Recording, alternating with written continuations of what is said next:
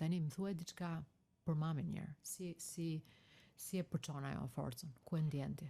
Nana shumë e fortë, përçon shumë energji të mirë, është nanë shumë e kujdesshme. Ajo, them drejtën, më ka rritë, sepse babi ka qenë... s'ka qenë.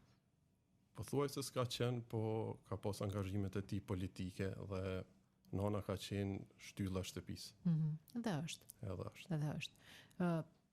Sot ka nevojë realisht për një burrë shtëpia apo mami ta jep ty këtë duke të bërë të ndjesh mirë se në fakt nuk ka nevojë se është mësuar që ta mbaj shtëpinë vet.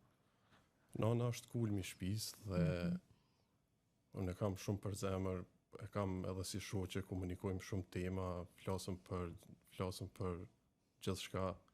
Po nana është shumë e fortë. Nana vjen nga një familje e cila ka përjetuar shumë gjatë luftës, ka humb edhe vllahun edhe djalin e vllahut, kështu që është e fortë që nga lufta, sepse ka përjetuar shumë, kështu që e kupton që kjo është sakrificë që do të me kalu edhe që do ta fitojmë.